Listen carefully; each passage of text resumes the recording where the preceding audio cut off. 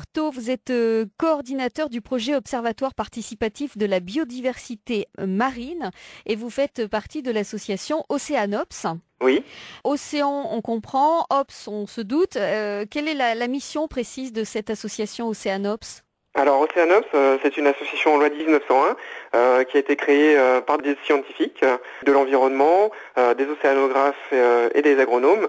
Et donc cette association elle a pour objectif de connaître et faire connaître l'environnement marin. Son projet pour le moment est très localisé en Aquitaine et plus particulièrement sur le bassin d'Arcachon. Alors quand vous dites connaître, ça sous-entend qu'on ne connaît pas bien les fonds marins du bassin d'Arcachon ? Effectivement, il est toujours possible d'améliorer la connaissance et en particulier l'une des espèces emblématiques de notre observatoire qui est l'hippocampe est assez mal connue et considérée comme data déficiente.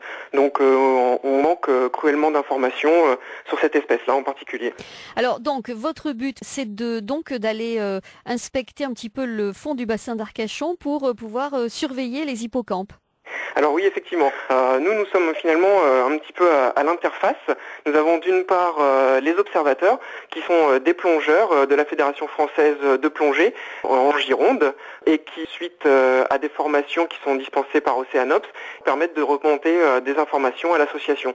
Ensuite, ces informations, elles sont traitées par l'association, et l'ensemble des données et des informations traitées sont ensuite transmises aux scientifiques qui travaillent sur le sujet, et au parc marin qui est nouvellement créé ici sur le bassin d'Arcachon depuis juin 2014. Alors le 1er novembre prochain, on mobilise l'ensemble des sentinelles de la mer qui appartiennent à notre réseau et on les incite à plonger tous ensemble au même moment de la marée, le même jour. Ça permet en fait d'avoir une photographie instantanée de la présence de l'hippocampe dans le bassin d'Arcachon. Est-ce que quelqu'un comme moi, par exemple, en allant me promener et me baigner dans le bassin d'Arcachon, je peux voir un hippocampe ?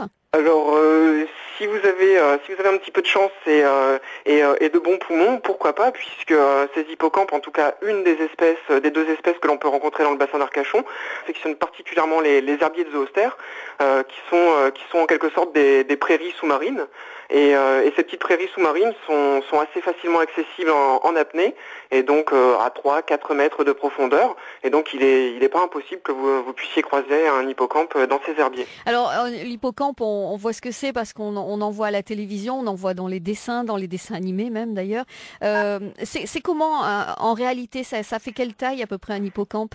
Alors en fait, la taille varie entre 5 et 15 cm et donc ça a l'aspect d'un petit cheval de mer qui possède une queue préhensile. Ça signifie en fait qu'il est capable de s'accrocher avec sa queue à un support pour lutter contre le courant de la marée par exemple. Ça fait partie de quelle famille, l'hippocampe ? Alors la famille des Syngnathidae. Les Syngnathidae regroupent donc les deux espèces d'hippocampes qui sont présentes dans le bassin d'Arcachon, qui sont l'hippocampe moucheté et l'hippocampe à museau court. Et la famille des poissons aiguilles sont des poissons très fins, très allongés, un petit peu comme un ver de terre. Mais l'hippocampe est un poisson. Oui, c'est un poisson. Merci beaucoup pour toutes ces infos. Alors on va rappeler l'adresse de votre site internet. C'est www.oceanops, alors c'est océan sans accent obs.fr.